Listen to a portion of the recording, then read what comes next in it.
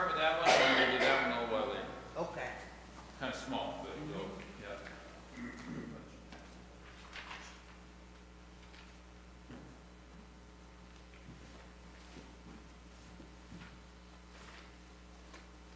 All right, everybody, we are it. Thank you for coming. We'll have some good information sharing and a little bit of discussion tonight, so glad that you're here. I put a call back home this morning to my, I had to call church, and I was talking with our secretary there, and having come out of the hotel and came over here this morning, I'm all like, woo! So I got on the phone right away, and I said, hey, hi, it's Tim. And I said, what a beautiful spring day, huh? And there's this long pause, and she said, it's snowing. And I thought, well, you should come vacation in Fairborn, because it's nice here. But it is nice here. It's beautiful. Actually, it's warmed up a little bit at home, they said.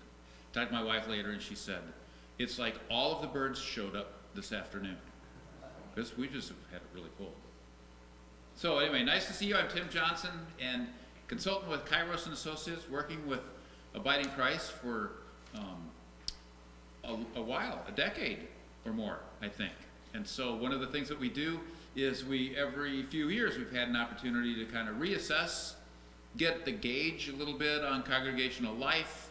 And we do that in a few different ways. One of them is that we invite folks to take a church survey, and that's what the MAP is. The MAP is an acronym for a missional assessment profile, and that's what we try to do. We try to assess the mission, okay? So we look at some different aspects of congregational life, and tonight is about looking at the results of that survey and digesting it a little bit together. We're going to begin with a kind of a prayer of preparation, if you will.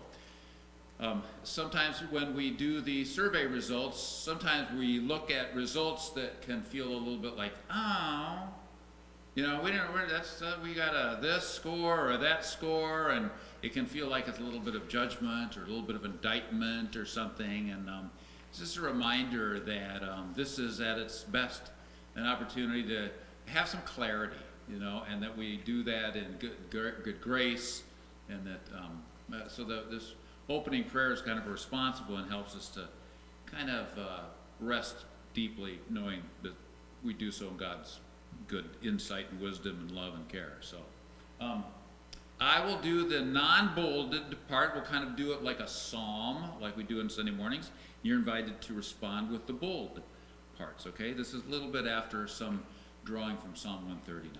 All right. Lord, you are the God of all truth. You know us through and through. You reveal to us what we do not yet know. You bring us out of darkness and into your wonderful light. You invite us to return to the garden where we know and are known. You offer us love that delivers us from fear and hiding. You reconcile us to our loved ones. You deliver us from blame and accusation. You disclose to us the gifts in the depths of our souls. You fill us with your Spirit and empower us for service. You open our eyes to the brokenness that cripples our best intentions. You pour oil into the wounds and carry us in your arms. You show us the patterns that keep us bound to failure. You open the bars of our captivity and set the prisoner free. You are patient with our resistances to change. Your judgment is always mixed with mercy. When our minds cast a shell about our hearts, your love melts a pathway to the depths of our beings. Open our minds and open our hearts to the witness of our brothers and sisters. Give us that love that casts out all fear. Amen. All right. Thank you. I want to recognize kind of special thanks to our leadership team, which has been instrumental in a variety of different things over the past many months. Kurt, thank you. He's kind of representing the crew tonight, providing some hospitality, and certainly Pastor June is in the mix with that. But we've got a lot of people who have been helping to do some reflective activity with the congregation, including helping this MAP and the IMAP to happen here too. And I've had a couple of days of having conversations, meeting with a lot of people, as I did for about 3 days when I was here before. And all that kind of input and some feedback will be shared back with everybody to kind of say what's an outsider seeing or hearing a little bit, and what does that mean, and what might we draw from that in order to kind of move forward. Okay. JT, thank you, is running our sound booth and our projection, and is on it again tonight, so thank you for doing that. We've got everything projected up here. It's also in front of you, and tonight is a little bit of a conversation.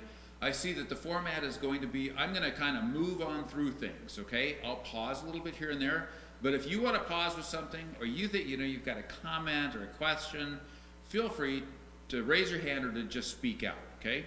But it's a lot of information, and it will take us a little while, but do not hesitate to speak up or put up your hand at any point. All right.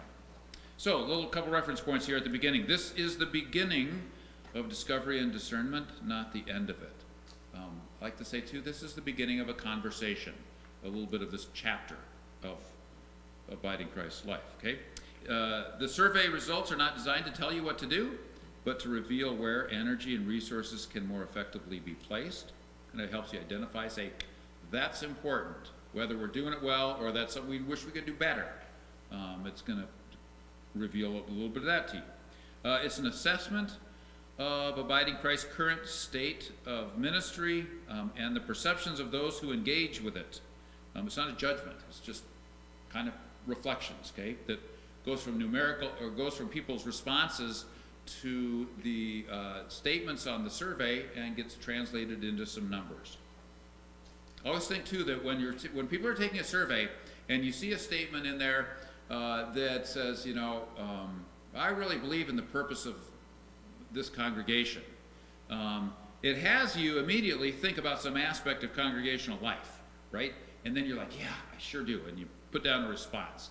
So those numeric responses that we look at have kind of a little bit of a story in back of them, all of them. A little bit of a situation, a little bit of a mindset, a little bit of a kind of a moment or a feeling that has us translate that into a survey response number. So the numbers mean something, right? A little bit of stories in back of them. What we're doing tonight is we're able to do some comparison between the survey that was taken here, virtually the exact same survey 4 years ago, to today. The responses that are in red are the current ones that have just come from the survey as of a couple of weeks ago, okay? And that responses that are, oh, next slide, sorry. There we go, yeah, oh, yeah, right, okay, sorry, yes, thank you. Right, yeah, that's right, on the copies it's not red. So on the right-hand side, on yours, it would be red if it was red, but it's not red, but it's red up here. Yeah, thanks. Yeah, right, makes sense now. So a little bit of comparative analysis that we're going to do as we walk through, okay? So as we can see, from 4 years ago, there was 165 people who took the survey. This time was 101. We fully expected, and everywhere that we're doing this, we're seeing about that much of a drop of the participation levels. People aren't fully reconnected. You know, different things are in the mix today than what they were, you know, pre-COVID, so to speak, or a few years ago. But we still got a good sampling of congregational input so that we feel a pretty high level of confidence that even if the entire congregation was surveyed and responded, that we wouldn't be too far off the mark with the results that we're going to look at tonight. Which is to say, we don't need to hear from everyone in any given survey, in any sample. You need a sample. And so this is a pretty strong sample. We like to press for, we used to have a target of about 60% of average worship attendance, weekly worship attendance. So I don't know how that 100 matches up, but probably to today's numbers, it's probably not far off. So the statistics there, you can see that the age distribution is a little bit different on this survey as what it had been in the past, but not a whole lot. The educational level off on the right-hand side, again, fundamentally the same. The bottom right quadrant there, the tenure or the length of time that people have been in the congregation, roughly the same. The breakdown of the household is only in today's terms because we've just put that in a little bit differently in our survey than what we used to. And so this shows the breakdown of, widowed, one-parent family, two-parent families, you're single without kids, empty nester with a partner, or other. Okay. All right. Next slide. A little bit of a snapshot in terms of the frequency of people's worship attendance habits. Again, not too much difference between 4 years ago and today. Again, left-hand side being the older survey, right-hand side being the new one. So 87% being what the survey this year has shown us. But pretty much, interestingly, considering we've had some significant changes, people's worship attendance is not markedly different, which is interesting. The distance people are to church, again, about the same, because mostly the same people are responding to the survey 4 years ago as what did today. All right, next slide.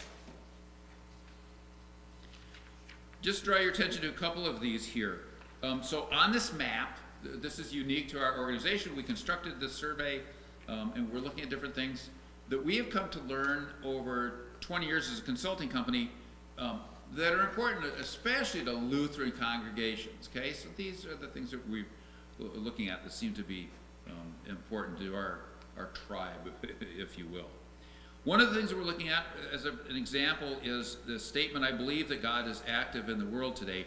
We're looking for where there might be a consolidation of responses. So you can see in that example, we got most of the people responding. You got 1% on strongly disagree, 1% on disagree, 3% neither agree nor disagree, and all of a sudden you see the vast majority of them are consolidating under agree and strongly agree. So we can say that the vast majority, and it's a matter of math, right, are consolidated and that there's a strong affirmation or a strong response there. All of the statements that are in the map anticipate that in, call it maybe an ideal sort of a situation, that people would respond affirmatively. We don't have any trick questions, okay? They all anticipate that in some ideal conditions that we would be saying yes, or we would agree with the statements to which people respond. Part of what we're looking for, so therefore, right, if I say, I believe that God is active in the world today, I agree with that. Well, big deal. I don't mean big deal, but I mean, we presume that all people of faith believe that God is active in the world today. So part of what we're looking for is we're looking for where do we edge up on, absolutely, I strongly agree with that. Kind of gives us a little bit of understanding of what's some juice underneath that a little bit, okay? So we're going to see that similarly in some of the other ones, or some of the other statements as well. We're going to skip the measures, the direction piece, and go to the pays attention to the undecided. You can see that depending on how you felt responding to that statement there, I enjoy inviting people I know to worship at this congregation. This particular one has, as an example, 42% are there in the neither agree nor disagree. We speak about those respondents as people who are kind of on the fence. One of the things, so it's like, yeah, I don't know. So that, we want to pay attention to that because we're probably not quite where we'd like to be. The other thing that we know is that for congregations that, let's say that's yours, and you come out of this and your takeaway is, more than anything else, you did not like that response. And you say, abiding Christ, we've got to get after this thing about inviting people to worship, okay? And you set out with a kind of a program. So whatever you do after the fact will impact people on the fence. So you could survey then people in 6 months, a year, 2 years to see what was the implication. So whether you do something well or you do something poorly, generally speaking, when we've got big numbers on the fence, they're going to sway one way or the other. So we like to see where we've got a lot of folks on the fence, might give us opportunity to think about doing something different. All right, next slide. This is the promised land as we kind of construct the image, is to say that we understand and believe that all of us as Christians and all of the churches are in God's promised land. We're living under grace. And so we are in different fashions, kind of doing the best we can. We're following the sense of God's lead, And we're finding ourselves in different places for different reasons, okay? So that's kind of our image of a promised land. Next slide. What we find out from looking at the data from churches is that generally speaking, churches are going to find themselves in one of 4 different locations. So these are locations that we use to descriptively help to understand a little bit about our culture, a little bit about our history, a little bit about where we are. You can see we have 4 different locations. One's called stationary, one's called nostalgic, one puzzled, and one possibility. Next slide. The stationary one, this is a place, or this is a landscape where ministry is happening, but it doesn't feel like much movement or growth is being experienced. Okay, stationary, stagnant a little bit. The location says, we feel stuck. Okay, that's one of them. Next slide. Nostalgic, this landscape is a place where the church is enjoying a time of comfort in what they have done, but doesn't show much enthusiasm for taking those next steps into the future. The location tends to say, well, the view is just fine from here. We have a lot of churches that like to talk about the glory years. Okay, well, you know, back when so-and-so was here, or back when we used to this or that, or this many or that many or whatever. Well, we all do that, right? But, which is fine, it's part of reflecting on where we've been. But if you get stuck there, you're kind of stuck in a place of nostalgia. Next slide. Puzzled, it's a landscape that has an identity issue, not clearly knowing who or what they are, while at the same time having a lot of desire to start to make something happen. This location says, which way should we go?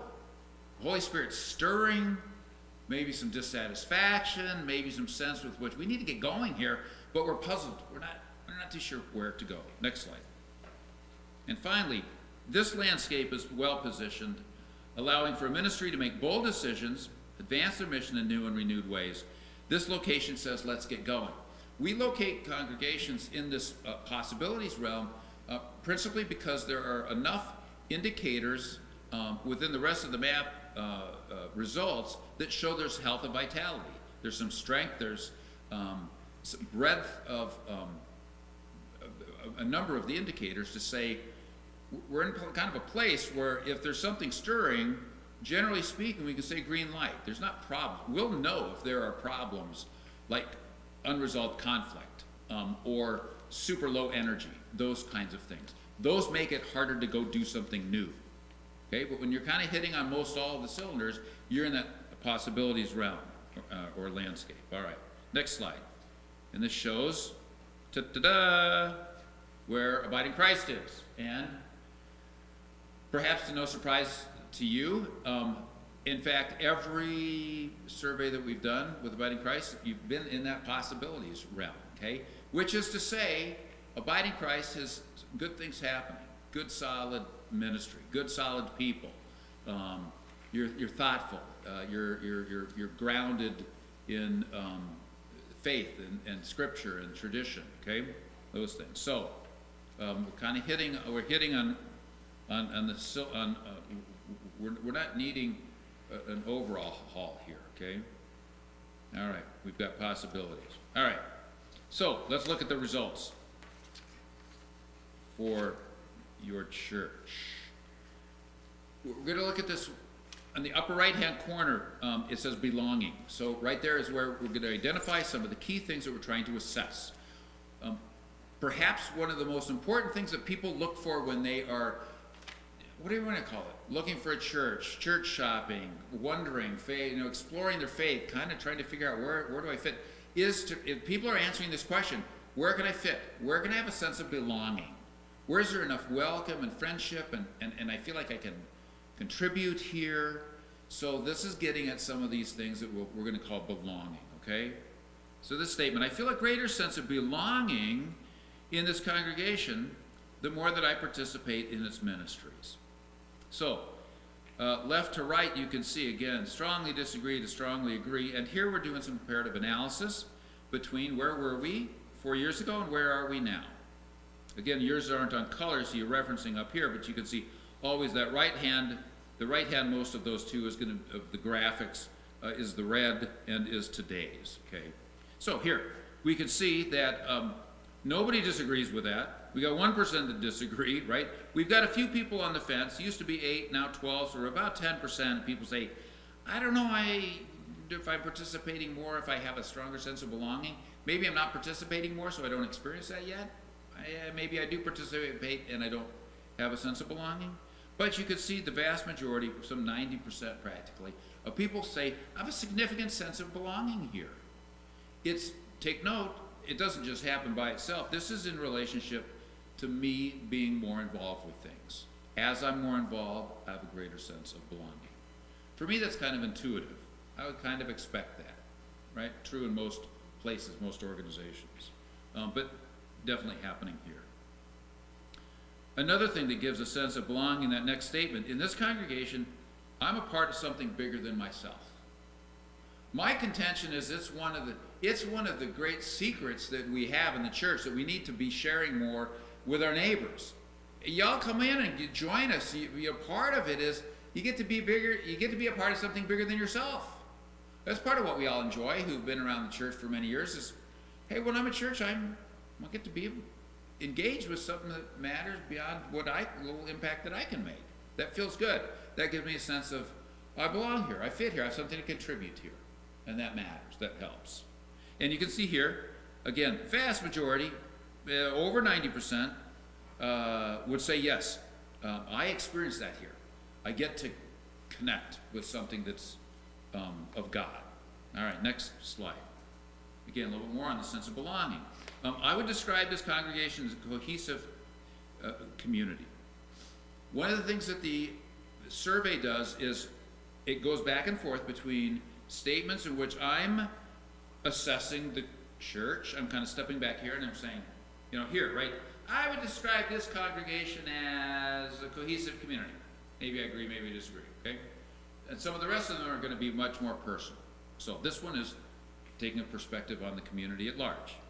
Here we can see most people agree with that, although the strongly agree is a little on the lesser side than what it used to be. Now I think that is reflective of the pandemic. There's an almost 15% drop on the strongly agree on that. And I think that's got to have something to do with, we were all used to be together and on the same page and pretty cohesive, or we were doing pretty well at it.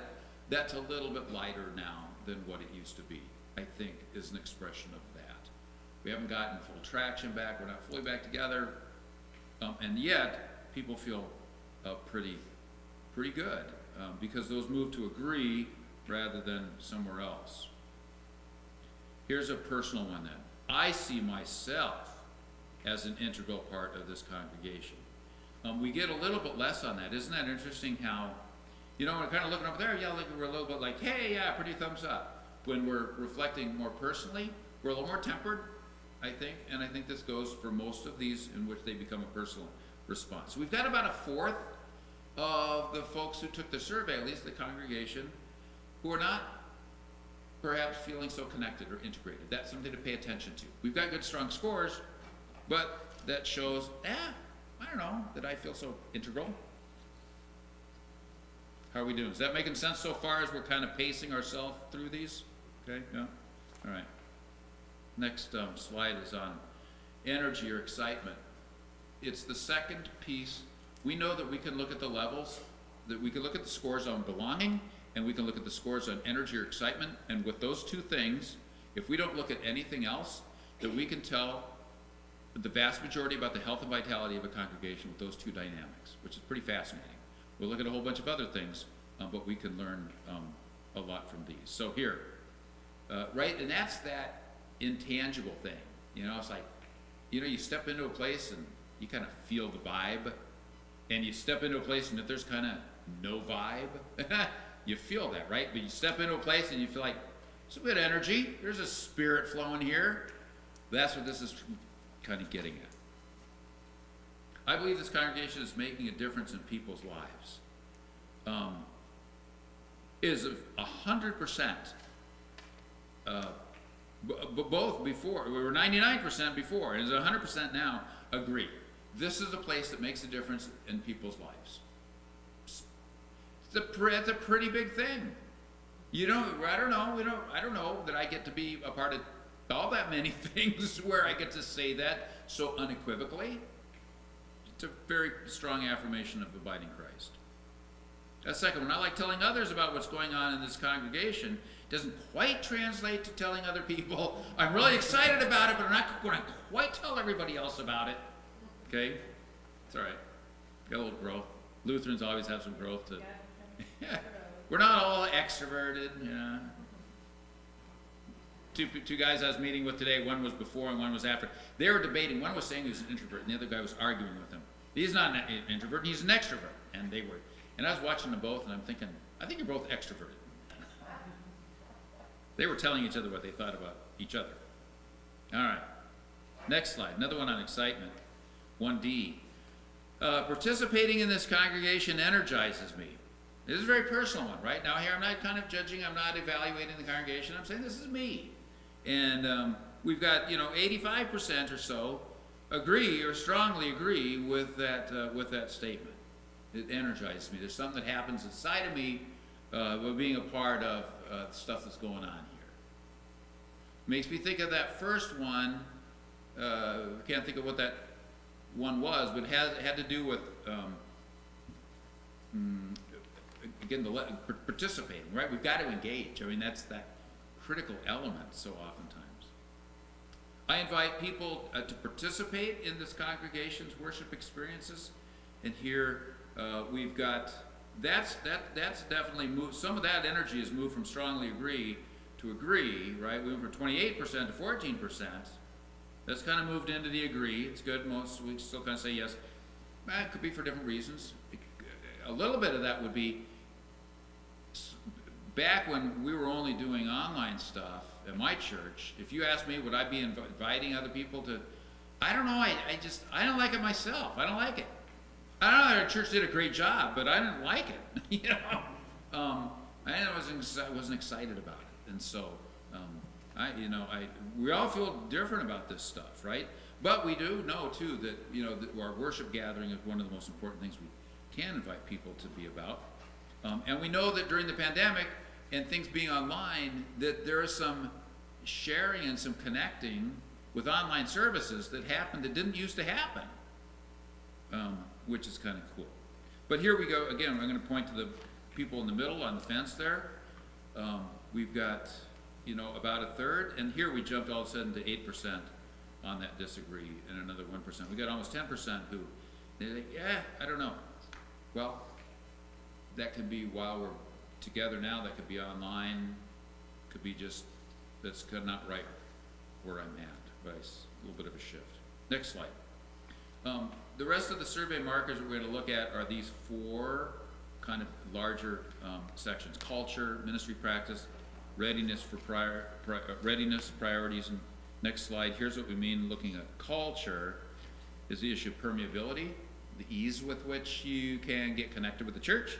Respect and trust have to do with leadership a lot. All right, next slide. This is looking at permeability. Kind of how is it hard or is it easy or difficult to get involved with stuff? I feel like a valued part of this congregation. Got about 85. We're really kind of a shift from about 80% to 85%. We've seen an increase. That's not nothing. An increase in people feeling valued. So something is kind of brewing, even despite stuff that's not been into our favor over the last couple of years. This is a bump up. So with any of these, we could pause and we could say, well, why is that data different than what it was? Or what's that data mean? So any of these can have us say, and you may make a mark on one that says, my takeaway is I'm going to look at, I think we should look at these three things because they seem important to me, but they should be important to us. Because, right, if you look at that and say, well, why did that shift happen? I don't know because I'm not here, right? But sometimes these are going to give us a question. What does that mean? And we might say, out of the whole map, there are a couple, three things that we think we want to try to go back and discuss a little bit. Not unusual for a group to form, a little bit of a subgroup to get together and have a little bit deeper conversation about something. 3D, it's easy to engage with the ministries of this congregation. By and large, you're very much on a plus side there. I might intuitively think that there would be some different data here, but there's not. I would almost think that those numbers, you'd really move to the center. You know, that people would be like, it's not so easy to connect, because it's not been easy over the last couple of years. So I'm surprised those markers aren't different. So they're pretty strong from what I can assess. All right, next slide. Looking a little bit at respect here, and this one having to do with difference of opinion. This congregation, sharing a difference of opinion is welcomed. And here, as with the next one, we've got about a fourth that are kind of sitting on the fence. We're like, I don't know if I agree or disagree. A lot who are on the agree, to different degrees with the agree, right? The next one, our congregation respects people with differing views. Again, most agree with that. We've got about a fourth say, I'm not so sure.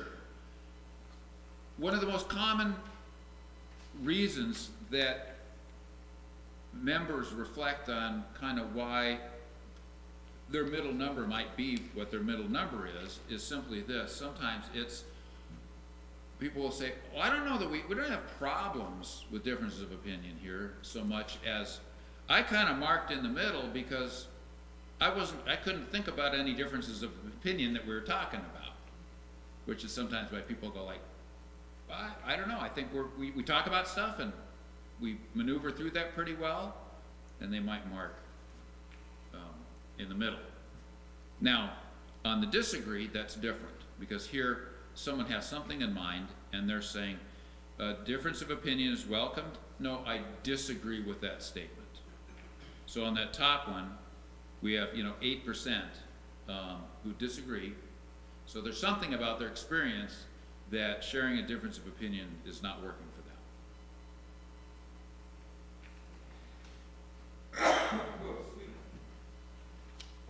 Thank you. Okay, how are we doing? Anything on that? Does that drum up anything for you, or are we? I tell you this, in congregations that have conflict, that left-hand side spikes like crazy.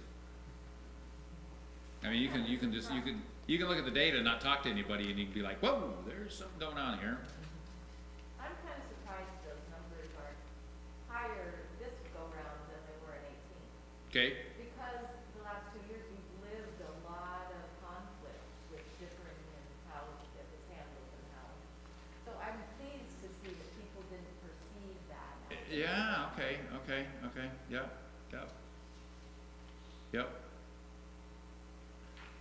One of the things that I've certainly heard has been a deep appreciation for the way communication has happened over the last couple of years. That by and large, communication has been forthcoming. Sharing, telling, inviting people to talk or come and talk to us kind of a thing, and that seems like that has been a job pretty well done, and that probably would affect that some, right? Yeah, the culture wouldn't be scoring like that. As a culture, we're scoring differently. we're way. I think the next slide gets into what you're going with. Oh yeah, right, yeah. My notes that it seemed things were better when we explained the process as to how a decision was made. Yeah. Let's do next slide, JT. On congregational leaders, are open with decisions that are made. There you go. And here now, we have a growth in both agree and strongly agree. People more so believe that, or have experienced that, than what had been happening. And I think Pastor June, you're exactly right. Yep. Yeah, look at that. That was 30% in the middle before, and now it's 15%. It was 7% on disagree. So we had two, some have moved, right? What I say, when you're on the fence, what happens next will dictate which way people fall. So what happened next was called a pandemic. Bless you. And after that was, well, what did they do? Either people didn't communicate, or that was bad, or here there was open communication. We tried to dialogue about it, et cetera, that proved to be good. That moved people off the fence. Fence sitters ended up having an opinion. They reacted to something that was different. And in this case, different good. Leaders in this congregation manage finances effectively. Pretty much the same scores, a little bit of a bump up there, but mostly statements of affirmation for sure. All right, next slide. When making decisions, leadership considers the perspectives of the congregation. Again, you can look at those results, not markedly different. A little bit. Some of these, obviously, next slide, are asking some similar questions in just a little bit of a different way. This section is going to be on ministry practice, and what do we mean by ministry practice? We are talking about integrating your faith, the extent to which the purpose or the mission of the congregation is clear, faith formation or education, connectedness or relationships, and inspiration is kind of what it is. Okay, next slide. So on this integration thing, my faith informs my daily behaviors. You know, it makes a connection. So there's an interesting change here that, by and large, both 4 years ago and now have been strong, 90% or so, but a shift has kind of gone from, yeah, I agree, to more of I strongly agree. There's more have shifted over there by, 8%. That's not nothing. So we were talking about that yesterday a little bit and saying some of that I thought is that the pandemic has kind of begged these questions of where's God in all of this? And how am I doing? And we find ourselves maybe praying more. We find ourselves asking God to help us more. We find ourselves praying for others more. We find ourselves, if we watched or we're participating in worship or we did a Bible study, we're thinking a little bit, that's being integrated a little bit more. We're kind of connecting the dots. I think that is certainly a part of that shift. Something along those lines would make sense to me in that way anyway. The next one, faith is a part of my entire life. And here, pretty same from year to year, but the bottom line is the vast majority of folks say, yeah, faith is pretty integral, pretty central to my life. Next slide. My experience at church influences my daily life, and not an insignificant shift to agree from, we bumped up there. But again, most people here say those dots are connected, right? Over 90% connect the dots between faith life here in this place, it matters. There's another thing too, right? I mean, so what is it, how do we do faith life? How do people do faith life if you're not connected with the faith community? So this says there's a direct relationship to whether or not faith is showing up in my daily life and my relationship with the church. It matters. And again, I think we've got neighbors who would like to know that or experience that rather than kind of being on our own as much as we can feel like we're on our own. All right, next slide. A little bit on clarity of purpose here. Our sense of mission is an important component for decision making in this congregation, right? When we make decisions, there's a sense of pausing. Is this consistent with, does this come out of what our mission is? Whether that's explicitly like that or that what we do and why we do it is in relationship to the core values of the church. Here is a 10% increase to that strongly agree. I don't know why, but there's kind of a shift of like, and maybe that's a little bit of the personal faith thing too, as we say, even as a church, we're kind of wanting to be deliberate about as we're making movement, as we make changes, or as we do what we're going to do. We do that from a kind of a sense of a foundation. As a congregation, we have a clear sense of our purpose. Most agree with that. We've got a little bit of a bump up there in the middle, or we got not quite 20%, kind of in that middle. My sense is, I would say that with the churches we work with, I would say there's a dramatic increase in churches asking the question, what now? What is our purpose? Are we clear about our purpose? Do we not need to revisit this question of our purpose, of our mission? Many churches are really having to dig down and say, we've really got to find our foundation again. I don't think that's true for Abiding Christ. I think Abiding Christ is kind of, my sense is, has moved through. I'm not saying there's not some question here. Abiding Christ has had a significant sense of purpose and mission, and out of which, why are we doing what we're working to do? Circumstances are different. They're harder. We're not sure how to do all of that. But the why, or why we're doing what we're doing, has some strong depth, or some significant depth. As a congregation, we have a clear sense of purpose. You can see that strong. Okay, next slide. Here, I like this.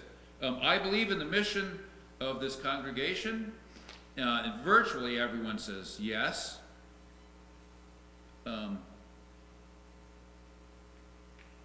We go from, we have a clear sense of our mission. Some people are like, yeah, I don't know. Do I believe in the mission of the church? Yes, I do. This slide's stronger than the one before. You tell me why. All right. Anything on any comments, reflections on mission, purpose of the church? Do those slides seem to, does that data seem to reflect what you think? I'm surprised it's not a little more skewed towards the middle, just because while the mission hasn't changed, hasn't gone away, I don't know that we've communicated this well for the last couple of years. Okay. There haven't been those opportunities to communicate or be in person. So I'm really pleased that this is still in affirmation perspective. It's just sliding towards the middle. Right. Yeah, it kind of makes you wonder a little bit of like, because, you know, if anything, the last couple of years have had a lot of things feel a little bit more nebulous. It just generally everything feels a little more increase in malaise and right, and so for that, I don't know why, and maybe a guess is, so maybe in part, Abiding Christ has done a pretty good job of communicating that. Maybe that's not it as much as people's reflection is that this place represents that rock. So for me, I say, yeah, my church, our church, has a good significant sense of grounding, of purpose, of mission. Yeah, because those stats aren't different than what they are. Yeah. All right, next slide. Ministry. I just add that the next thing that I expected you to say was that, you know, the tough get going and the tough. Oh, okay, sure, there you go. Yeah. Because for me, it was harder, and nobody ever said we're not going to do this. Yeah. And Yep. I mean, and so that from people in our congregation looking from the outside, they probably were very pleased that we put all the effort that we did and we continue. And it killed the pastors to close the doors. Yeah. Literally. But that wasn't going to be the final answer. No, Yeah. we're going to continue. We're going to teach the kids. We're going to give the music. We're going to, Yeah. and Yeah. never even slowed anybody down. I Yeah. didn't think. Yeah. Yeah, I think people get a good sense that we are going to continue no matter what. We're gonna continue on no matter what, right? This is a place that'll continue moving forward. We have a sense of clarity around our purpose, right? And we know who we are. We know what we're to be about. Yeah. Okay. My involvement in service opportunities is on Faith for Mission. through this congregation are important to my faith development. Pretty same, but and also pretty strong affirmation of that statement. Service opportunities are important to my faith development. Your scores, both before and now, are at the higher range of anything that we have in our database.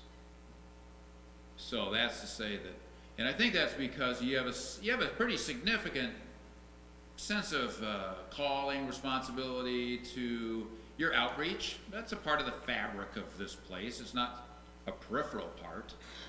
So that scores, people kind of nod their heads, I think, with their responses there. Being involved in a group in this congregation is important to my faith development. Now here, there's a shift. There's an increase there, which is interesting. Got about a fourth who are sitting in the middle. I don't know. This is group involvement, right? So this is partly having to do with relationships. So we've got some who are not as connected as they could be, that middle group, and to the left, right? I don't know.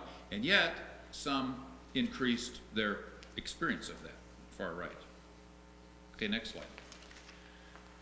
My experience with our congregation's worship plays an important role in nurturing my faith, and here, as you might imagine, vast majority of people say, yeah, it sure does. Next one, participating in this congregation's educational opportunities. Same kind of a question, it's important to my faith development.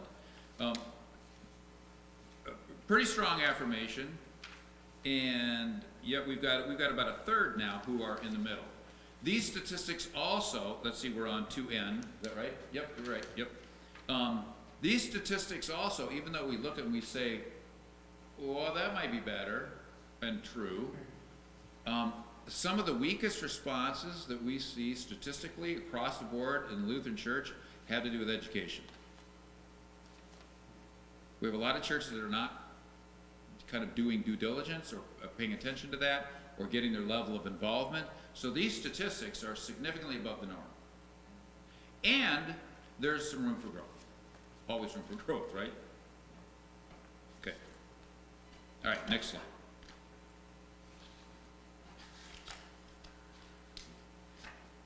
I've developed and experienced meaningful relationships in this congregation.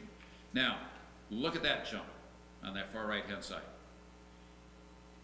Now that's remarkable. That's a 25, until I looked at these, I've not seen a 25% change in any given statistic in any MAP survey that we've done. 25%, that's went from agree to strongly agree, right? Mostly. Do you have any thoughts about that? I think it's a powerful statement. Yeah.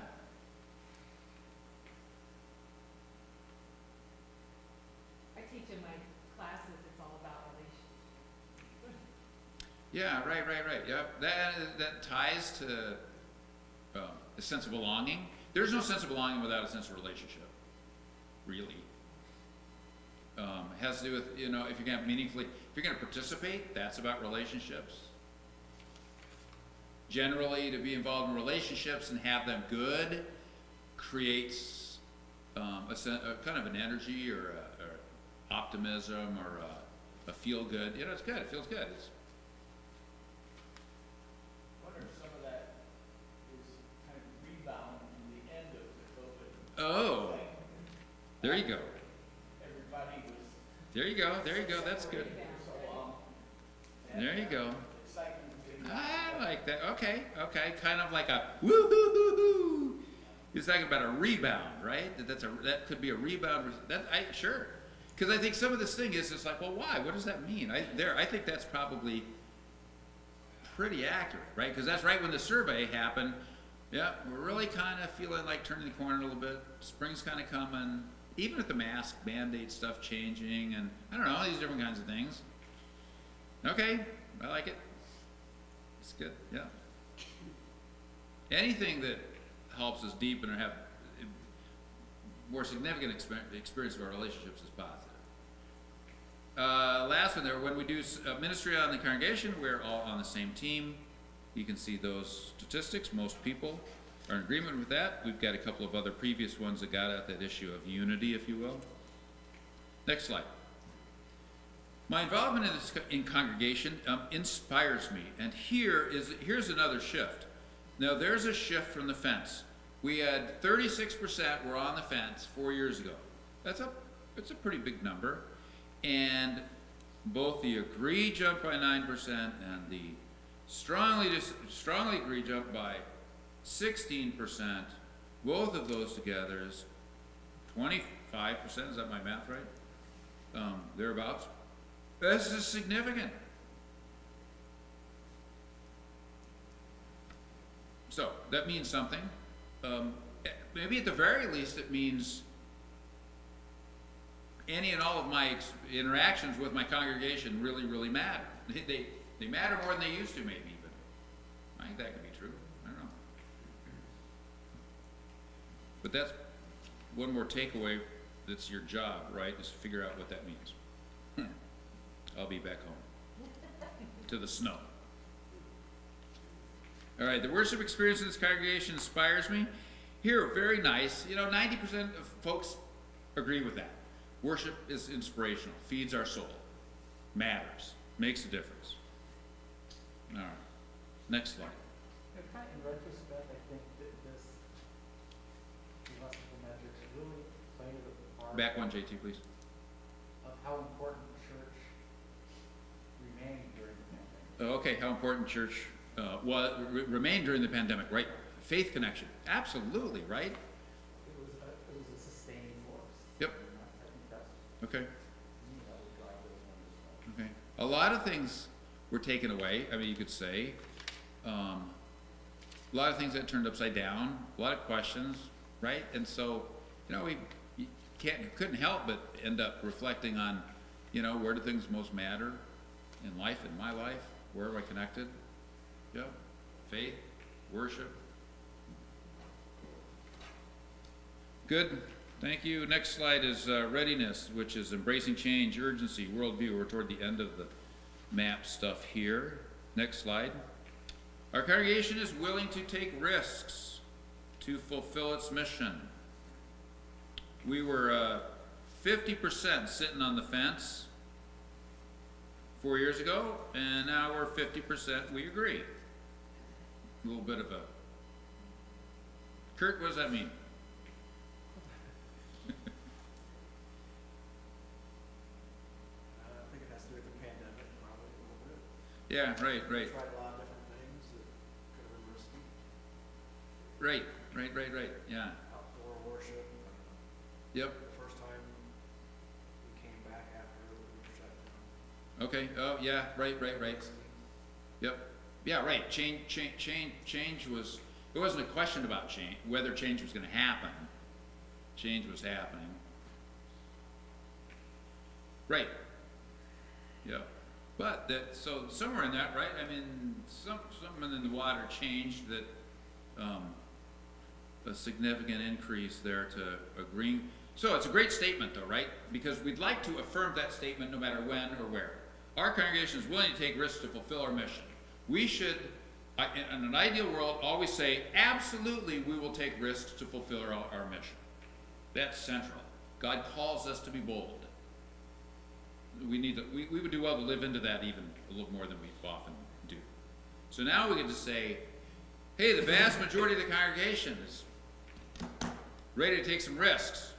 We got the data. Pastor June, you just have to decide what those risks are. You're like, I have a lot of them in front of me right now. New ideas are supported in this congregation.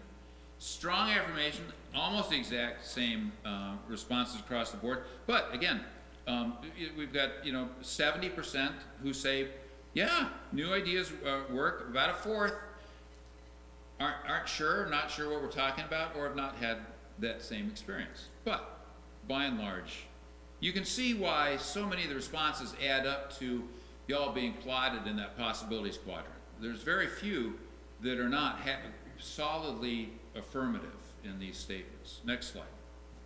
Challenges in this congregation are seen as opportunities to grow. Again, very similar, very strong agreement there, some on the fence. All right, next slide. Readiness What's the urgency? It's important this congregation make changes in order to live out its mission. Again, you can see some of these are slightly bit different way of asking some similar kinds of stuff. Generally speaking, yes. And a good number are on the fence here. And a lot of times, I know I've done enough of these to know and have enough conversations that one of the reference points is that people have is well, it depends. You know, this says important for us to make changes, you know, and people have said, well, I'm not against changes, but I marked in the middle because it all depends on what kind of changes we're talking about making. And I don't want to make change just to change. So that's sometimes what loads that center area. Nonetheless, some real affirmation for that. And this one shifts a little bit to include a date, right? It's important to make changes within the congregation in the next 6 months. And here we're, all of a sudden, we move more a little bit toward the middle. Again, no, I don't know. It depends. What are the changes we're talking about? Could be, well, we know one change is coming. Pastor Craig is going to retire. Well, okay, that's a change. You know, they didn't ask us to vote on that. Half would have voted him out, and half would have said stay. I'm kidding. I'd even say that with him here. It'd be better with him here. But you can see kind of some. I think the middle ground is we're in a time of some uncertainty. It's okay. That's a little bit of what's coming. All right. Okay, next slide. I believe that God is active in the world today. I'm glad that most people agree with that. That's good. There are ways to learn of God's truths outside of Scripture. Most people say, yeah, there are ways that we can do that. Next slide. And this one, you know, this is a very personal one again, right? It's not talking about the church. This is through me. God works through me to carry out God's mission. And here most people are affirm that statement. Okay. Shifting gears a little bit, next slide. We're going to look at your top priorities that came through. And we see that priorities end up being falling in one of three categories. Priorities that attend to the sustainability of the congregation, ones that have to do with impact, and ones that are more entrepreneurial in spirit, okay? Sustainability, just to read those there, the priorities reflect a culture that sees the need to work on keeping the organization viable. Focusing on growing numbers and resources is more of a hope than is it a missional direction, which is to say, when we see, I can predict for you, churches that are most struggling will have the top two priorities will have to do with increasing membership numbers and increasing giving. Across the board, those two come up. Why? Because we're concerned about getting by, right? I mean, part of that is, it's a little bit different from the growth one being like, we really love our neighbors and we really want to grow because we want to grow people in sharing the love of Christ and sharing the love of the community. It's a different impetus for growth. Growth is not a bad priority, just can be different. Impact. These priorities reflect a faith community that sees potential in its current way of doing ministry, but understands the need to give additional attention and energy to increase its effectiveness, a little bit of an outcome type thing. Entrepreneurial. Reflect a culture that is willing to take risks and steps outside of its comfort zone to imagine new and creative ways to be in mission. Okay? Sometimes failure is a part of that. All right, next one we're going to look at here are the top priorities. From 3 years or 4 years ago, they're all these three are different, which is very interesting. That top one 4 years ago was to help members recognize God at work in all aspects of their lives. That was the number one thing. Second one, exploring new and innovative ways to be church in today's culture. That was good. Third one, advocating to improve the situations of those living in poverty within the community. Now, these three have percolated up to the top. Number one, collaborating with other organizations to serve the community. Second one, working to increase our ministry's impact in the community. Very community-centered. That third one, helping people experience God as the transformational force in their lives. It's a very personal one. So two on the community, helping, blessing, serving. This other one being a real faith journey thing, okay? Not like make our worship services better, but this is like a kind of a deep inside me sort of thing. What do you think of that?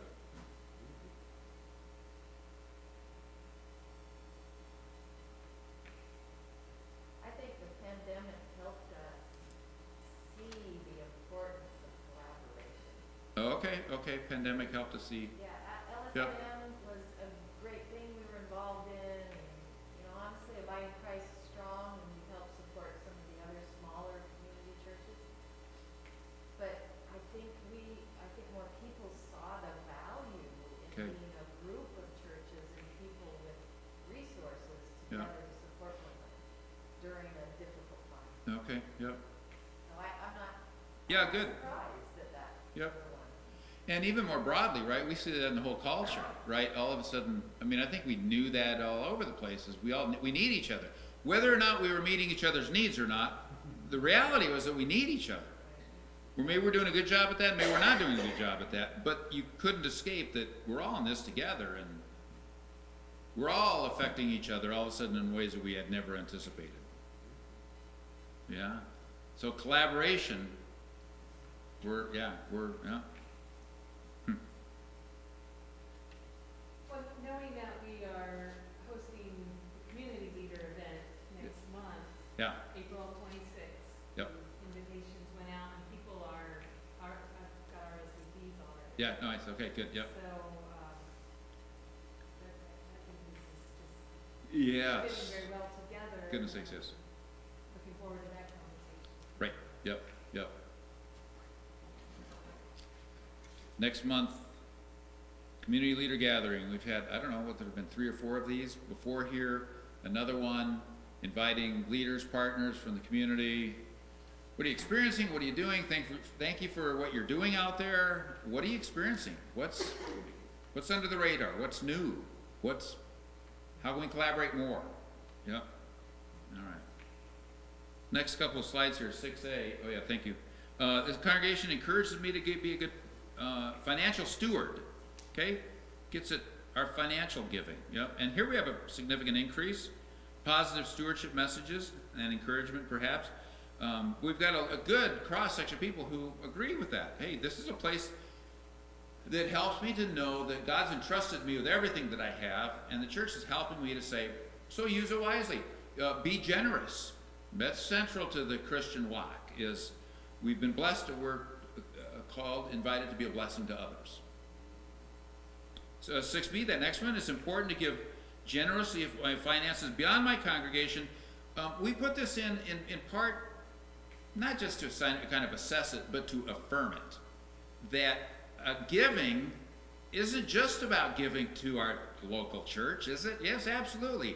We are also about supporting and giving to a variety of things in society and in life that are very important, that are impactful.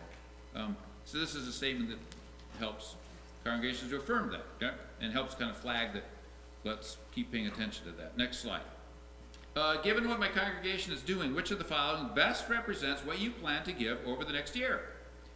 Well, now this is to me very interesting. We have 42 plus 1, 43% of people who took this survey said they are ready to give more next year than this year, and we didn't even tell anybody what it was going to be for. Yay! Right? We didn't even create a challenge yet, and people are like, "Woohoo! We are ready to give." What are you going to be? I don't know what it's for, but so I think that's 2 things. One, I think it's a lot of love and trust for the congregation, which is very true. And a second thing is, I think it speaks to the truth that giving is one of the best things we get to do in life. And if we have something to give and we get to give it, that's one of the best things that we get to do in life. You ever met a generous person who's really grumpy? Hardly. Yet I've known grumpy people who are not generous. Generosity is an outgrowth of joy, and I think generosity can produce joy. can help to connect us to joy. Next slide. Here's what influences you're giving. These are, I think, unchanged from before. My personal faith and understanding of being generous and supporting God's work in the world is the primary reason why I give. Second one, the effectiveness of our congregation in making a difference in my life and in the lives of others. It's a way of impacting people's lives. How engaged our church is in reaching out to the needs of the world, very important. And the last couple ones, how well our church manages finance and the current state of the economy. This, in my mind, this is the best order. This is having these top three. The top three is excellent. When those other ones rise too high, I don't want the current state of the economy to be the primary driver of why I give. And I'm not saying it doesn't have an impact, but to kind of have faith being at the center of what drives why I give is great. It's a good order of things. Next slide. This is just a distribution. I'm not going to pay any attention to it. I mean, you can. On income and giving assessment, these are self-reported numbers, okay? The percentages of those who fall into different categories there. And the next slide, again, this is self-reporting. We didn't put this in because we don't know. People do their survey. This is distribution of what people are giving to the church. And you can see some changes in those upper figures there in the red, or on the right-hand side. All right. Final slide, making sure that this is you. All right. You're Abiding Christ Lutheran Church. It's really a drag. When I do one of these things, I spend like an hour and a quarter. I get to the last slide, and it's the wrong church that I've had in there. It's never happened. I'm kidding. Wouldn't that be bad? That'd be bad. Yeah, right. That's why, you get to the end of the presentation, and no wonder why people were like looking at you like this the whole time. You're like, what? You're like, oh, it wasn't your church.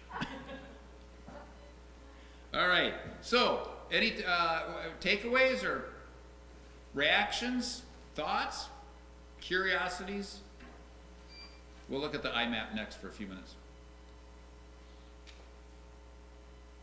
Well, I was working on some takeaways this Yeah. morning, and actually I'm gonna save them. 'Cause Yeah. we're gonna- Oh, okay. Yeah. JT and I are gonna take that tomorrow, and then. Oh, yeah. talk Good. about Oh, it. nice. Okay. Good. Yeah. So I've been working on, Okay. Good. just a few takeaways. Yeah. Right. Yeah. Good. And a lot of this is a lot to digest, so you kind of take it home and you're like, what do I think about this? And you'll circle back and maybe there'll be one or a couple. But I'll just end this piece by saying what was said at the beginning, which is, this is the beginning of a conversation. This is some stuff to digest. This is good stuff to kind of pull out as we journey forward. There are reference points. Sometimes it's not even so much the results, the statistics as it is. Sometimes what I like about surveys is they just name something better. They just name something well. They say, that's a good something to focus on. I don't remember how we did at it, but I liked clarity of our purpose. Seems like, are we clear about our purpose? I don't remember our score, doesn't matter, but do we have clarity of purpose? All right, all done with that? Want to put it away? If you dare to say, you're welcome to depart in peace if you'd like to, but otherwise, if you're willing to stay, we're going to walk through the, what did I do with it? The IMAP. You need a copy? I think I do, because I had it and I've lost it. Where I left it. Thank you. I need that back, all my notes. Okay, yes. The IMAP, the I was trying to be our tricky way of still using map and the I. We couldn't think of another letter, so it's for internet. Okay. But IMAP sounds tricky, it sounds catchy, right? So this was an analysis. This is what we've used to engage in some reflection and conversation with the congregations, considering the fact that over the past couple of years we've had to increase our dedication to doing online ministry. Many, if not most congregations, were doing online recordings of their worship services before the pandemic happened. For those congregations that weren't doing that, they had to scramble quick to all of a sudden begin to record their services. For some churches, it was about 2 years ago was the first time that they had an online recorded service, okay? And because this didn't turn the corner in a few months, and we kept, you know, right as the pandemic went on and on and on and on and on and on and on, we all of a sudden had to reckon with this contemplation that maybe there's no bend around the corner, right? There's no corner around the corner. And so differently, even now, right? We feel like, oh, we're turning the corner. Well, I don't know, you know, which is to say that I think we're finding ourselves needing to embrace doing online ministries better and better and more. And we're learning together about what that looks like and what that means. So this gets at some of these questions.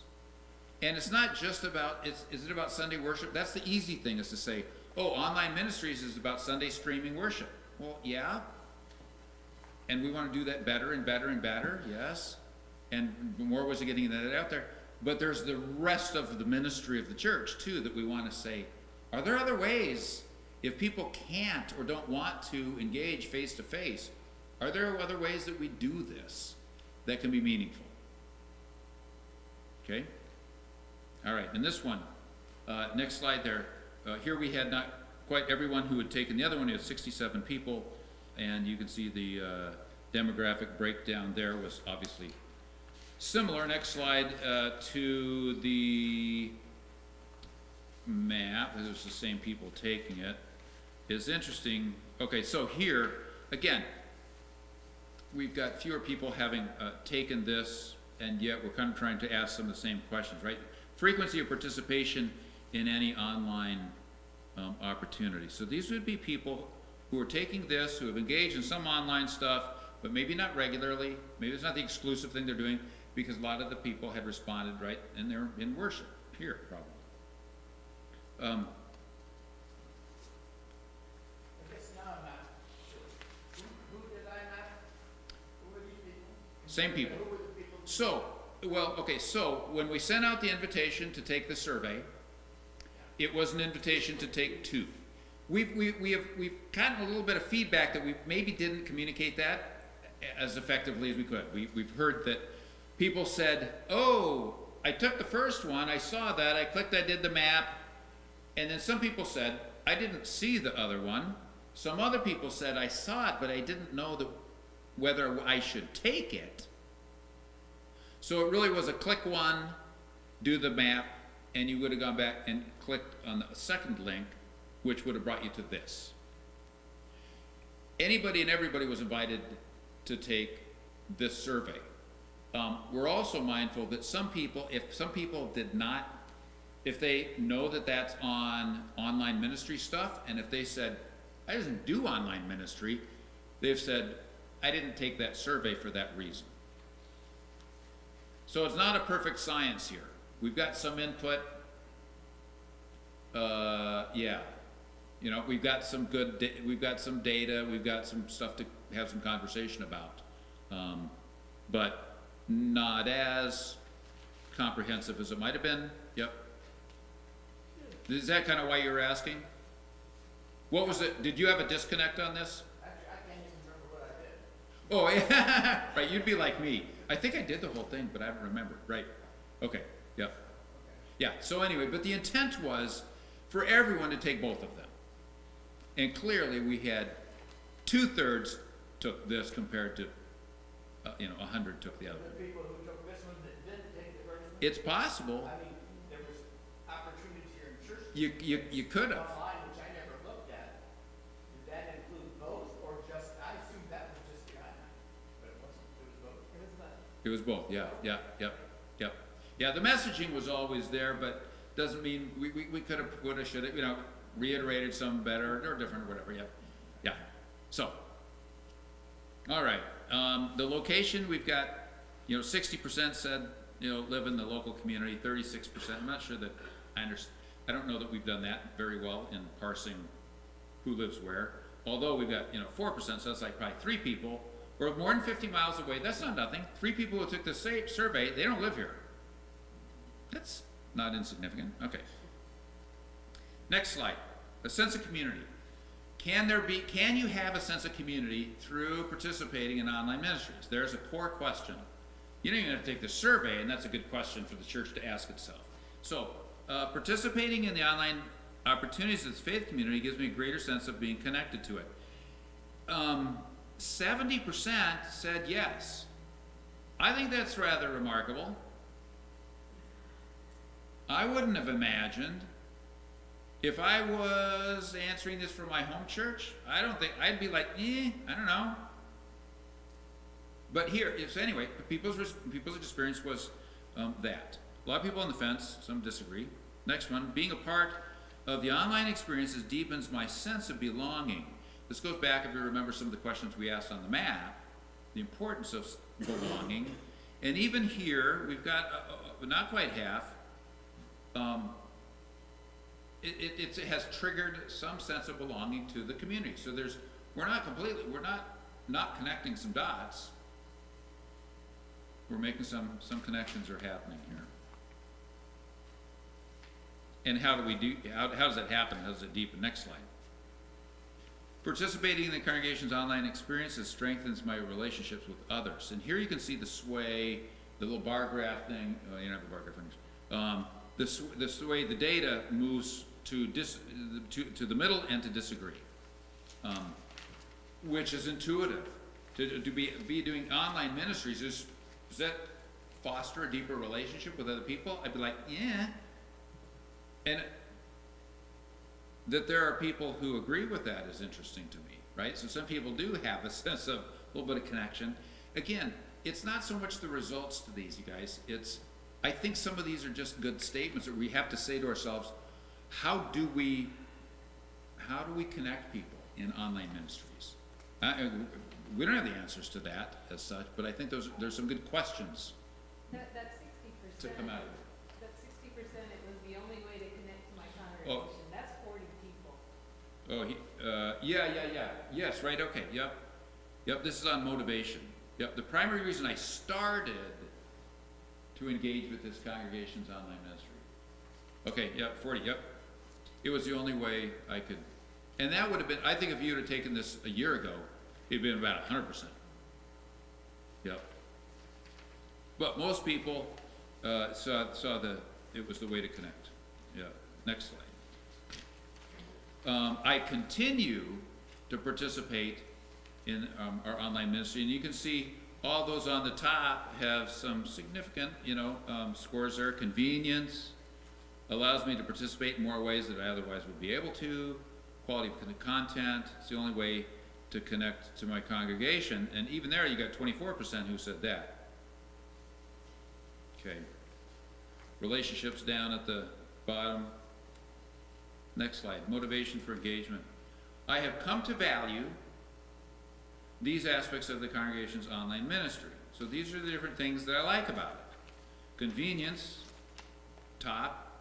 Next, right next to it, quality of the content. I think they do a good job. My church does a good job with what they're doing.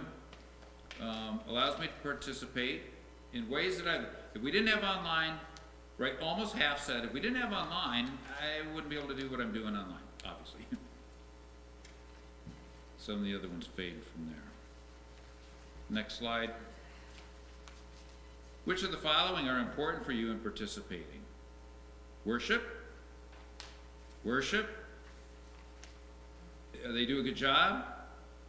And then you get into that fourth one here, to provide an opportunity to connect with other people. So 34% said, I do get to connect with other people there. So what we don't know is, as people took this, we have to keep expanding our minds, because even my default mind is always back to worship. Online means worship. Well, it means worship, and what would be the other things that Abiding Christ did or does online outside of worship? Bible study? Newsletter? Yep. Okay. Yes. Daily email. Daily email. Yep. With devotions. Yep. LSIM, Devos. If I'm a part of a committee or a team, I would be a part of Zoom meetings. Okay. Educational stuff, Sunday school type stuff, there for a while, right? A stretch on Zoom or whatever you guys were using, okay? So all those would be, those are connective, okay, yeah. All right. Next slide. Through participating in this congregation's online experiences, now here's some qualitative things, right? My faith is nurtured. 3/4 said, my faith is nurtured. Isn't that great? That we would pray that would be way at the top of the list. Feel supported in daily life. I encounter hope for the future. My sense of purpose is nurtured. I'm inspired to serve others. Relationships are with others are built and strengthened. Again, I want to say what I've said before, and I keep saying it. It's not so much the results to the survey as, for instance, this is us as an organization, as Kairos. We just simply chose, when we named these 7 things, we said, let's assess these 7 things and see how churches are doing at them. So they might even say, well, we didn't even think about being inspired to serve others as even an objective, right? We forced you to answer that if that fit. So you could say, which ones of these are ours? If you had to say, our intent through online ministries includes, what are your bullet points? Would they be those 7? Would they be 3? Would they be 10? That could be an exercise for moving forward with online ministries. What are we intending to do? What are we intending to impact?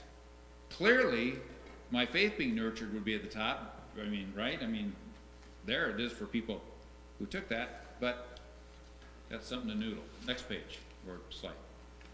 Participating helps me better understand the mission of the church. About half said yeah, some were on the fence. I don't know. Frequency of my worship attendance has increased because of online opportunities. A lot of people are like, I don't know, maybe so, maybe not. And a little bit of a spread. Mostly people say, no, not so much. Some agreed. Some said yeah. Next slide. My overall activity in the life of the congregation has increased because of the online ministry opportunities. I think this is astounding that 18% said yes. I'll read the statement again. My overall activity in the life of the congregation has increased because of online ministry. 18% said yes. Which is to say, if you didn't have it, those people would not have increased their participation. That's pretty significant. Most people say I'm on the fence, or Maybe no. their participation is just watching it online. Maybe that was the increase that they're. Oh, well, sure, yes. Yeah. But maybe they weren't doing anything before. Because it, But maybe they were. well, right, yes. But the question is about an increase. Not what are you doing, but it's saying what's increased. My activity has increased. So if it is, like you said, watching online, if it has to be theoretically, an increase over maybe not having watched online. I can name 4 people right now that started watching us on Zoom that are now here in person. Oh, wow. Oh, interesting. Okay. Oh, Just no, there may be others, but no. okay. That's pretty cool, right? Huh. That goes back to the intent. Yes. Why are we doing that? Well, even if someone hears the word for the first time, it's worth Holy smokes. There you go, right? Or Yes. if they come here and find the church home, one family, it's worth it. And so it goes back to the intent. Is this And odd even so that'd be the goal, right? As you just described. I would argue that it's already a win, so to speak, even if they don't show up. And I think that that's an important part for churches, as churches all over the place, we're learning to affirm that if you are connected with us, if you're a part of our online community, bingo. You know? Great, you are a part of abiding Christ. Right, and it's, even though we all pray and hope we should come here, but we have to guard ourselves from giving messages that the real deal, even though, I believe this, right? The real deal is to be here in person. Because what about the person who's distance, or whatever person who can't or doesn't want to.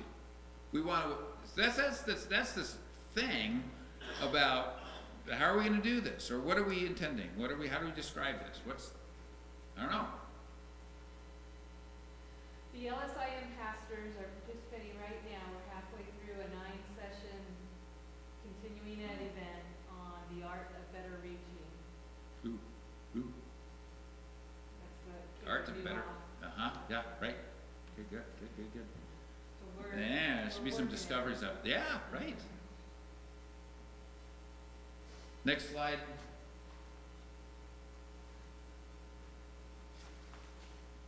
These experiences are likely to lead me into deeper engagement. 15% said, yep. Many on the middle. Some say, no, not quite so much.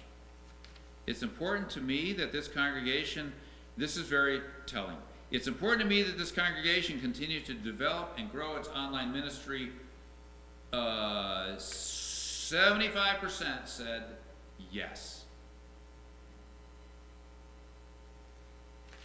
Question is, why? Why do we think this is important? Why do 75%, those who took the survey, mind you, right, said, yep, we need to further develop this, not let it go. I know that is one of the things a lot of churches are wondering, going through this and kind of coming out the other side. Do we need to continue to pay that much attention?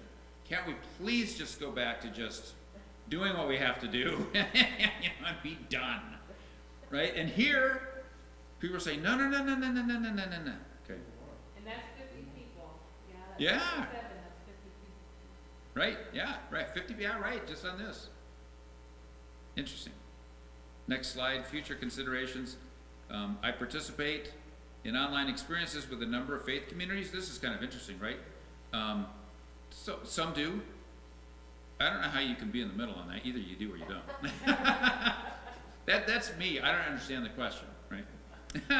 5D, I intend to connect, this is also telling, I intend to connect to this congregation through both. You can say online only, in person only, or both, hybrid. So it's similar to the response to the other question of do we keep going? All right, that's the end of the IMAP. Any thoughts, takeaways? And then we got just a couple slides on the table talks. It's kind of interesting. Gets you thinking. Like I say, a lot of this I think is it says we need to talk about this. We need to work at this. We need to talk about this. We need to figure out how do we. Did we have good access to the people who only use the online because they're too far or too incapacitated? Yeah, good question. That actually got the survey? Yeah, did we have good access to kind of everybody, especially those who are far or limited? And I think the thought is probably not like we coulda, woulda, shoulda. I know this went out to, I think, everybody in the church's database. Yeah. So it did do that.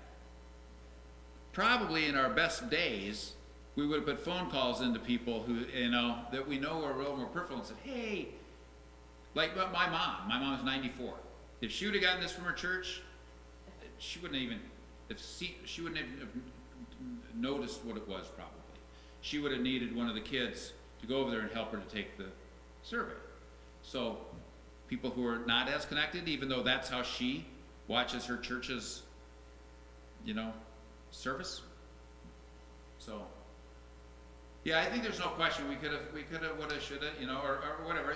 Connections I think it's reflective of the fact that just as a church, we're not done doing our connections with people, including with this and including just with where the Johnsons, they used to be here. I was like, I haven't seen them, kind of a thing.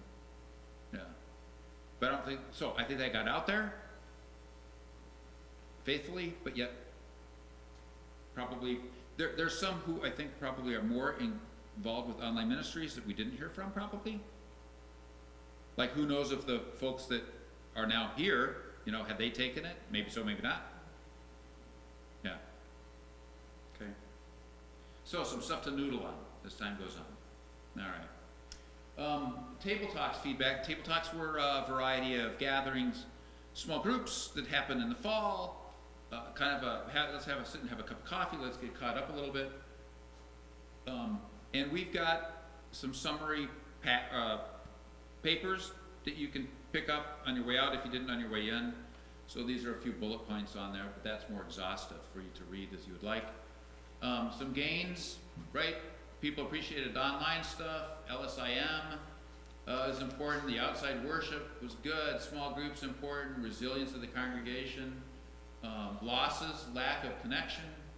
Care calls had happened earlier on, and they kind of stopped, felt concerned about that. And then just simply people are aware of, folks who aren't around. What happened to so-and-so? We haven't seen so-and-so around. What are we doing? Next slide. Things we want to continue, right? Overwhelming support for expanded online ministry, just like we saw here in the data. Youth ministry continues to be something important. We want to be after that even a little more than we are. Volunteer-driven congregation, that's an affirmation. Out-of-the-box thinking, we're creative here. Warm welcome and orientation for new people. Care calls, important. Small groups, important. Implications for the building campaign. So, right, some of this is some preparatory stuff for a new 3-year capital campaign in the fall. We are flexible, eager to serve the Lord. Changes are going to come. Robust online ministry. Some outdoor events. There's been some conversation about would we build or have some sort of an outdoor place, more of a maybe like band shell thing or a overhang or some way to do outdoor worship and or events with a little more structure. Next slide. Thank you for participating in those. Conversation and connection, valuable in and of itself. Where 2 or 3 are gathered, Christ is in our midst. Just gratefulness for people's participation and really kind of this congregational conversation that's been going on. So that's wraps, I think. That's kind of the whole ball of wax with the MAP and the IMAP, a little bit of table talk input here. Like I said, kind of a lot to digest. I know that the pastors, staff, team, if you ever want to stop and write something, note down, shoot an email, phone call, cup of coffee, all very interested in kind of ongoing, continuing with the dialogue. Couple of outcomes or outgrowths of this is kind of a lot of visioning sorts of conversation. We anticipate formulating, pulling together some things that are going to express next steps, kind of visionary next steps for a congregation. We're talking about how formal that will be now, but we anticipate that we will have something that will be prepared to be presented to the congregation in the June congregational meeting. So either kind of in that idea of visionary statement kind of thing, and or looking at kind of this idea of articulating 2 or 3 missional initiatives or ministry initiatives, that kind of idea to give shape to the next couple, 3, maybe 5 years is kind of the conversation. So this stuff will be factoring into that. And then of course this is a little bit of background stuff for, this will intersect the call committee stuff, right? There's going to be a new staff person, key leader coming on board. This is going to be some stuff that's going to show up to let candidates know something about, well, who's this Abiding Christ church? So some of this will be some kind of affiliated reference points for sharing this place and looking to, just as we have gotten a top candidate and the next servant leader here, this happened a few years ago, that would happen yet again. So that we want to use this process and information to kind of, just share who we are. So good. Thank you for coming tonight. Thanks for your input, thinking, praying for Abiding Christ, being in the mix here. Kind of being a part of the conversation. So I appreciate do it. want to say thank you for coming tonight. I know we're kind of a small group tonight. Last night,